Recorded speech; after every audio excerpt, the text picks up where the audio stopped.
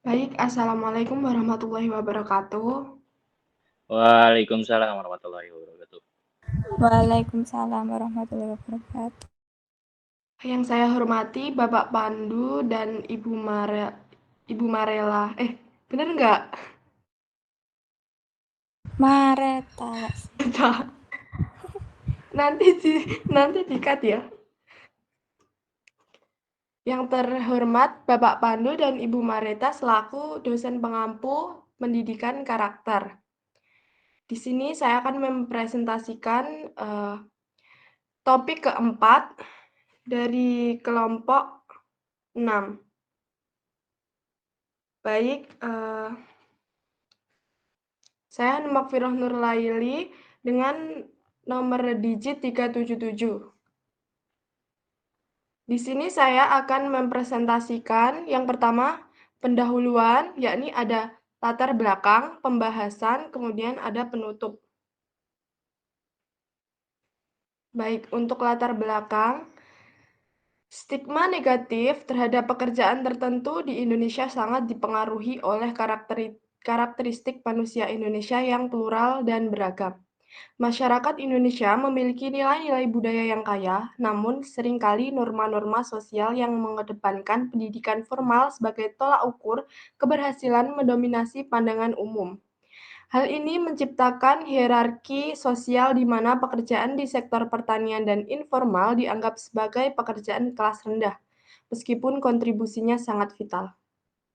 Karakteristik masyarakat Indonesia yang mengedepankan kolektivisme dan hubungan sosial yang kuat seharusnya mendukung penghargaan terhadap semua jenis pekerjaan. Namun, tekanan untuk memenuhi standar sosial yang tinggi seringkali membuat individu merasa terasing jika mereka bekerja di sektor-sektor yang kurang dihargai. Padahal nilai-nilai seperti gotong royong dan solidaritas seharusnya mendorong kita untuk menghargai semua profesi, termasuk petani dan pekerja informal yang menjadi bagian integral dari kehidupan sehari-hari. Pendidikan karakter dapat memainkan peran penting dalam mengubah stigma ini dengan menanamkan nilai-nilai yang sesuai dengan karakteristik budaya Indonesia. Berikut rumusan masalahnya, yakni yang pertama, bagaimana pengaruh faktor sosial ekonomi dan pendidikan terhadap pembentukan karakter dan perilaku manusia Indonesia. Yang kedua, apa dampak stigma negatif masyarakat terhadap pekerjaan. Sedangkan yang ketiga ada apa solusi untuk menghadapi persepsi masyarakat terhadap pekerjaan tertentu.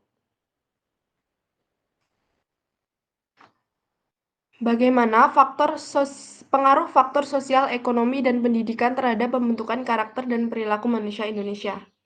Yang pertama, faktor sosial. Lingkungan sosial seperti keluarga, teman, dan masyarakat membentuk norma dan nilai yang dianut individu. Interaksi dalam komunitas mempengaruhi sikap, perilaku, dan cara pandang seseorang terhadap kehidupan. Misalnya, masyarakat yang menjunjung tinggi gotong royong dan kerjasama akan melahirkan sikap individu yang kolaboratif. Yang kedua, ada faktor ekonomi. Kondisi ekonomi memengaruhi akses seseorang terhadap sumber daya termasuk pendidikan dan kesehatan. Keterbatasan ekonomi bisa menjadi penghambat perkembangan karakter seperti rasa percaya diri dan ambisi. Sebaliknya, kondisi ekonomi yang baik dapat mendorong seseorang untuk berprestasi dan bertanggung jawab. Yang ketiga ada faktor pendidikan. Pendidikan formal dan informal berperan penting dalam membentuk pola pikir dan perilaku seseorang. Pendidikan yang baik mengajarkan tentang nilai-nilai etika, disiplin, keterampilan sosial, serta tanggung jawab yang semuanya berkontribusi pada pembentukan karakter positif. Pendidikan juga meningkatkan kesadaran akan hak dan kewajiban sebagai warga negara. Ketiga faktor ini saling berkaitan dan berkontribusi pada pembentukan karakter serta perilaku individu dalam konteks masyarakat Indonesia yang beragam. Selanjutnya, apa dampak dari stigma negatif terhadap pekerjaan? Yang pertama ada diskriminasi pekerja. Seseorang yang bekerja di sektor yang terstigma mungkin menghadapi diskriminasi dalam bentuk perlakuan buruk, pengucilan, atau kurangnya kesempatan kerja. Yang kedua, keterbatasan akses peluang. Stigma dapat membuat seseorang kesulitan untuk mendapat promosi atau bahkan pekerjaan baru, karena pandangan negatif masyarakat seringkali mempengaruhi persepsi pemberi kerja. Yang ketiga, ada isolasi sosial. Mereka yang bekerja di bidang terstigma mungkin merasa terasing dari komunitas mereka, mengurangi dukungan sosial yang penting untuk kesejahteraan mental. Yang keempat, penurunan kesehatan mental. Stigma dapat menyebabkan stres, kecemasan, dan depresi, mempengaruhi kesehatan mental individu yang terlibat. Yang kelima, ada pengaruh pada keluarga. Stigma tidak hanya berdampak pada individu, tetapi juga dapat mempengaruhi keluarga mereka, menciptakan beban sosial dan emosional yang lebih luas. Yang keenam, kendala dalam inovasi dan perkembangan. Stigma terhadap pekerjaan tertentu dapat menghalangi orang-orang berbakat untuk berkontribusi di bidang tersebut, mengurangi potensi inovasi dan kemajuan. Yang ketujuh, ada persepsi negatif terhadap pekerjaan itu sendiri. Stigma dapat menyebabkan orang-orang menjauhi jenis pekerjaan tertentu, mengakibatkan kekurangan tenaga kerja dan dampak negatif pada industri. Nah, apa sih solusi untuk menghadapi persepsi masyarakat terhadap pekerjaan tertentu? Solusi yang dapat diterapkan, yang pertama ada edukasi dan penyuluhan. Meningkatkan kesadaran melalui kampanye pendidikan yang menjelaskan pentingnya berbagai macam pekerjaan, termasuk yang sering mendapat stigma dari masyarakat. Ini dapat dilakukan melalui seminar, program di sekolah, atau media sosial yang menyoroti kontribusi positif dan betapa pentingnya profesi tersebut. Yang kedua, ada penciptaan teladan yang positif. Menampilkan tokoh sukses dari berbagai profesi yang mendapat stigma bisa mengubah persepsi. Melalui cerita dan pengalaman mereka, masyarakat dapat melihat nilai dan pentingnya pekerjaan tersebut dalam konteks yang lebih luas. Selanjutnya, mengadakan program kunjungan kerja, yakni membuka kesempatan bagi masyarakat untuk melihat langsung proses kerja, sehingga mereka bisa memiliki pemahaman yang lebih baik. Dan yang terakhir adalah meningkatkan kompetensi, yakni memberikan pelatihan dan pengembangan untuk meningkatkan kualitas tenaga kerja. Baik, di sini saya menyediakan 3 kuis. Silahkan yang ingin menjawab.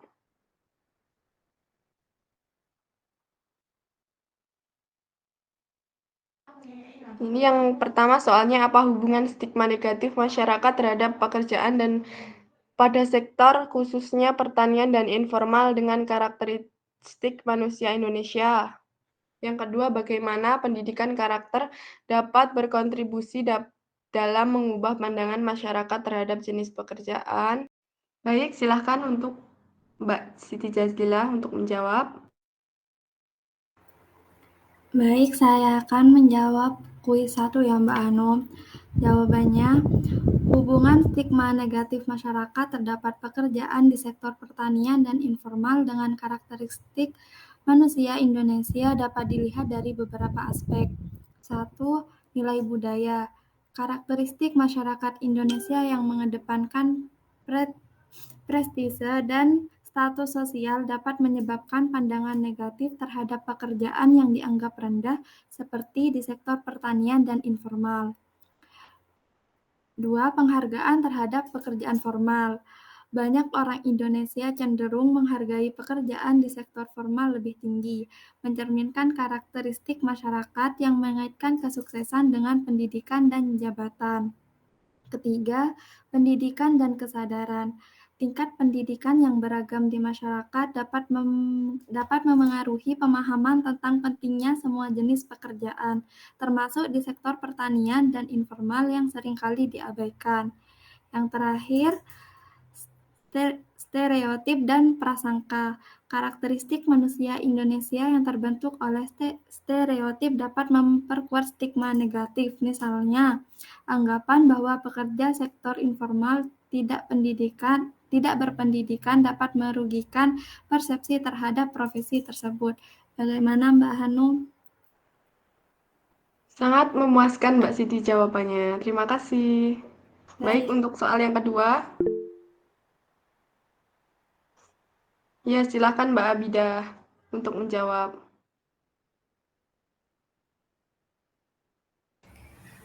Baik, saya akan menjawab soal nomor 2. Bagaimana pendidikan karakter dapat berkontribusi dalam mengubah pandangan masyarakat terhadap berbagai jenis pekerjaan? Pendidikan karakter dapat memainkan peran penting dalam merubah stigma ini dengan menanamkan nilai-nilai yang sesuai dengan karakteristik budaya Indonesia. Misalnya, mengajarkan rasa hormat terhadap semua jenis pekerjaan dapat mengubah cara pandang masyarakat terhadap kontribusi yang diberikan oleh setiap individu. Dengan pendekatan ini, pendidikan karakter tidak hanya berfungsi untuk membentuk moral individu, tetapi juga sebagai alat untuk memperkuat identitas kolektif yang menghargai keragaman profesi. Bagaimana Mbak Anu? Baik, terima kasih Mbak Abida. Sama-sama.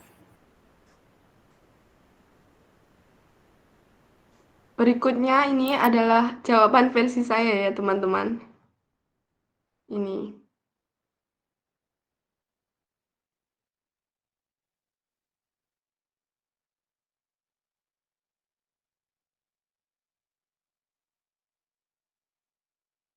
Baik, untuk kesimpulannya, stigma negatif terhadap pekerjaan tertentu di Indonesia sangat dipengaruhi oleh karakteristik manusia Indonesia yang plural dan beragam. Masyarakat Indonesia memiliki nilai-nilai budaya yang kaya, namun seringkali norma-norma sosial yang mengedepankan pendidikan formal sebagai tolak ukur keberhasilan yang mendominasi pandangan umum. Namun, hal tersebut dapat diatasi dengan berbagai solusi melalui program edukasi dan penyuluhan, program kunjungan kerja, serta penciptaan teladan yang positif.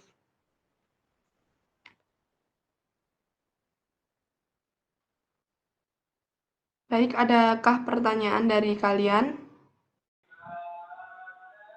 Mas Juan, silahkan. Bagaimana caranya kita bisa mendisiplinkan anak-anak yang sering terlambat pas saat di sekolah, Mbak? Kita sebagai guru contohnya, bagaimana caranya? Terima kasih.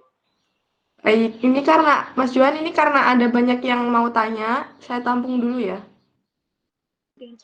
Oke. Hah? Apanya?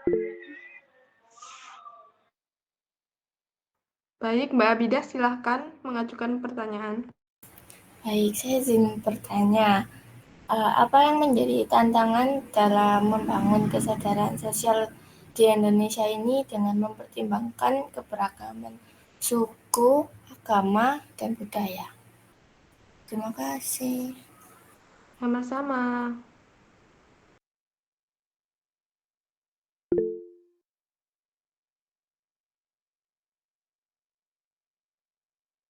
Baik, Mbak Siti Josila, silakan bertanya.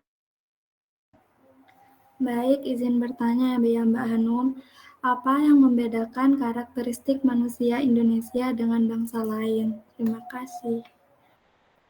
Baik, sama-sama. Sebentar ya teman-teman, saya izin mencari jawaban. Siap. Ini bagaimana cara menghadapi anak-anak yang sering terlambat sekolah ya? Menurut saya, yang pertama yang kita lakukan itu menjelaskan bagaimana pentingnya ketepatan waktu. Kita mengajak diskusi mereka, mungkin bisa dikasih ke saat pelajaran gitu, diselinginlah materi mereka guru mengajak diskusi mereka tentang bagaimana itu pentingnya menghargai waktu, karena waktu yang terbuang itu sangat disayangkan ya. Yang kedua, membuat rutinitas yang konsisten. Kita menentukan jadwal biasanya kan itu ada jadwal piket ya.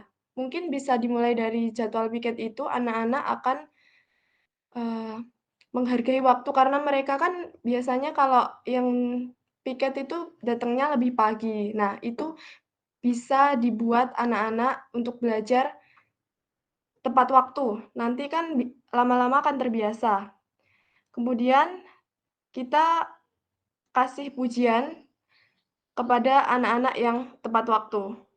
Memberikan ujian atau hadiah-hadiah kecil, reward lah, apa permen, apa gimana, kalau memang anak itu sangat bandel. Kemudian yang terakhir kita harus memberikan teladan. Anak-anak selalu mencontoh apa yang mereka lihat. Jadi kita harus sering melakukan kebiasaan yang disiplin dan pastikan kita juga menunjukkan ketepatan waktu dan kebiasaan yang baik dalam kehidupan sehari-hari, biar bisa dicontoh oleh anak-anak. Gimana Mas Juan?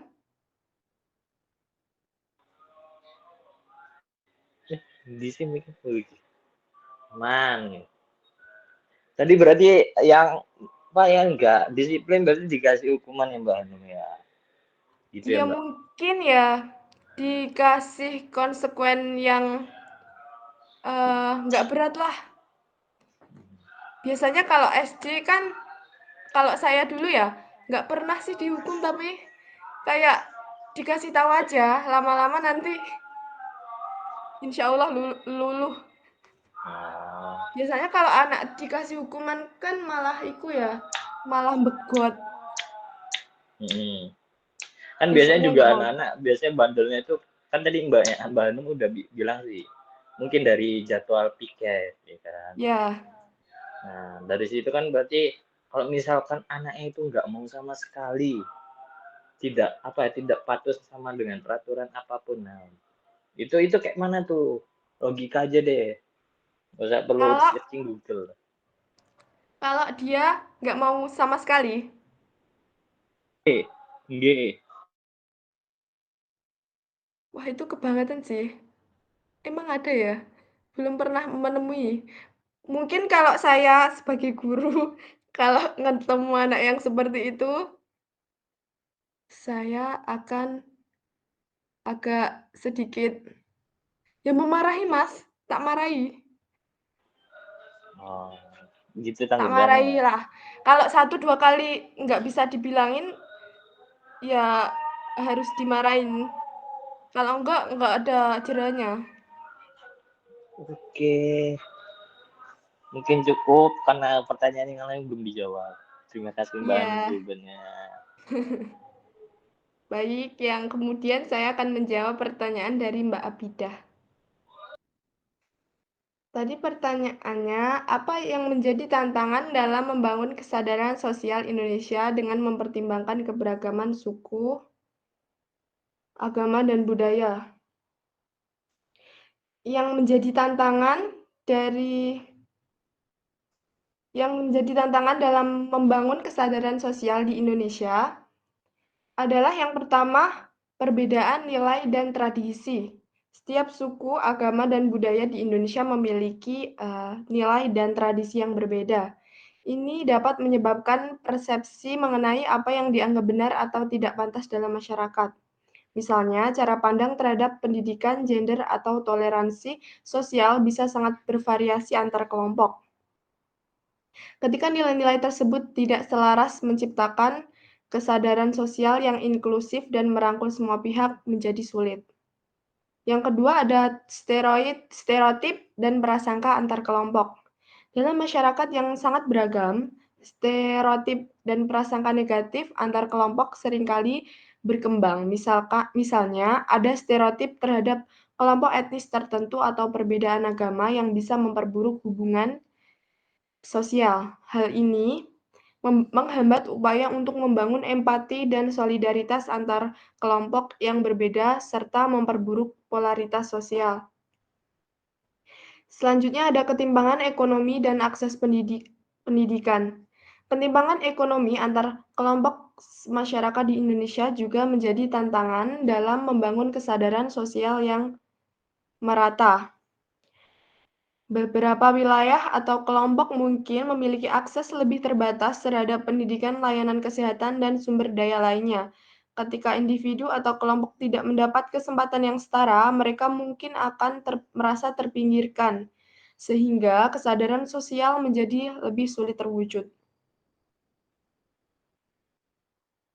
Nah, untuk mengatasi upaya tersebut, kita perlu meningkatkan pendidikan toleransi dan inklusivitas, kemudian memperkuat kebijakan inklusif, mendorong dialog antar agama dan budaya, mengurangi ketimpangan sosial dan ekonomi, dan yang terakhir adalah mempromosikan kepemimpinan yang mengedepankan persatuan.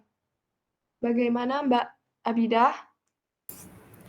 Jawabannya sudah cukup membantu ya Mbak Anum dan rinci. Makasih.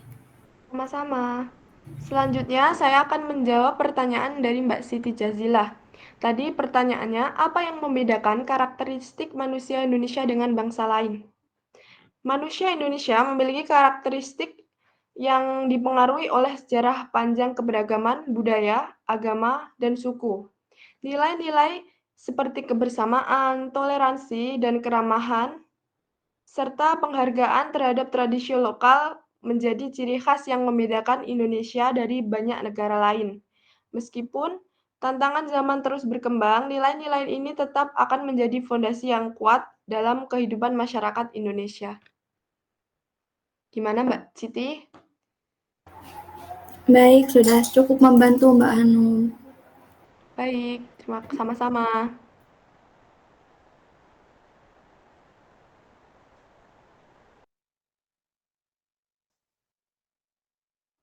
Baik teman-teman, sepertinya sudah cukup untuk presentasi kita di minggu ini.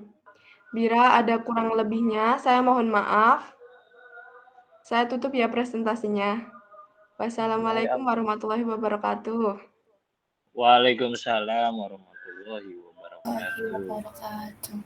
Terima kasih semuanya. Sama-sama.